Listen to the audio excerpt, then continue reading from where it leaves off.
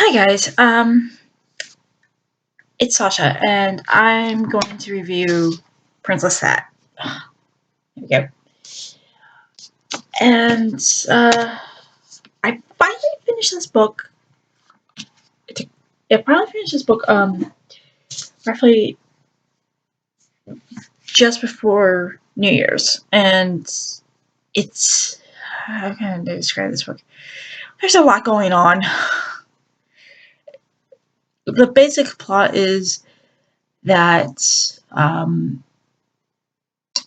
there is a spirit that is basically forcing all the young vampires to basically just kill each other off. And now uh, they're desperate to stop this and find a leader to help them do that. Unfortunately, uh, sorry, my hair's a mess. Unfortunately, they're the police get unnoticed for a very long time, and it's until Lestat kind of shows up after uh, an self-imposed exile, um, where he along with the other ancient vampires track this thing down and try to destroy this evil spirit. But while this spirit's being tracked down, it one of the ancient ones ends up getting killed, and which now leads Lestat being forced kind of to be the new leader, uh, and to hunt down the guy, the vampires responsible for this. I like this book, but it took me such a long time to read it because there's about 6 or 7 different viewpoints, all in chapter form and things like that. I mean, you get uh, Jesse's viewpoint, Lestat's viewpoint. You get his yes, he kind of found in this book he discovers he has a son, the son's viewpoint, Victor, and it's very confusing. I actually um, before even wrote a thing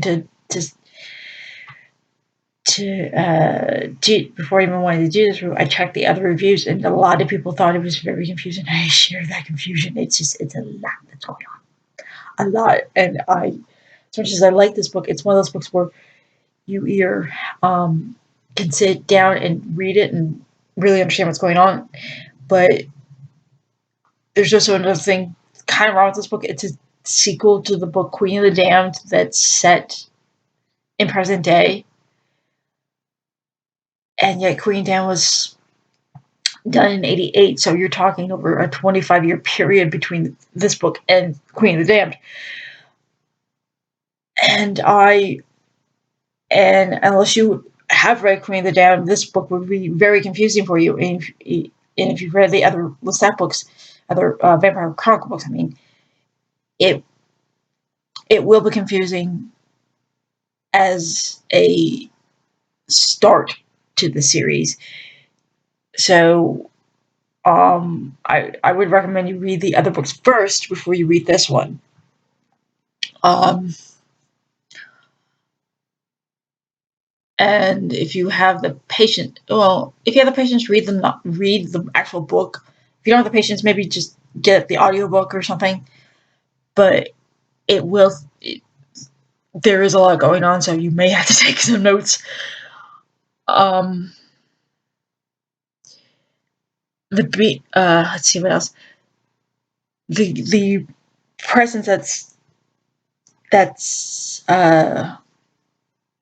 the bad guy in the book is a character named Emil. Hey, check my notes.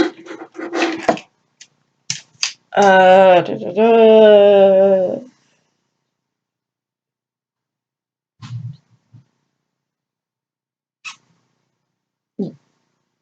Yeah, and the two characters who end up the two main leaders, McKay and Makira, um, they're the ones who end up getting threatened and things like that. And there's another character who ends up, spoiler alert, dies, and that's Kimin.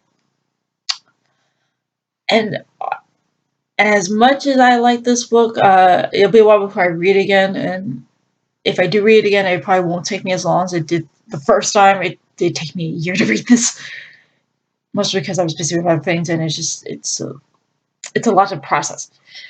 But yeah, if you're a major Vampire Chronicles fan, yeah, read this book. But like I said, if you're getting started in the Vampire Chronicles, don't read this one first. You're gonna get confused. Um, let's see. Let's see what else. And um, as far as the how I would rate this book, maybe 8. No, yeah, about an 8, because there is some good moments. There is, but like I said, you have to read the other books before you get to this one. And it was a while since I read the Vampire Chronicle books. The last book I read, besides Black, Blackwood Farm, was Blood Canticle. Um, oh, and there's another thing. The characters from Blackwood Farm are not in this book. Uh, she calls those books hybrid books. In other words, they're mentioning characters from the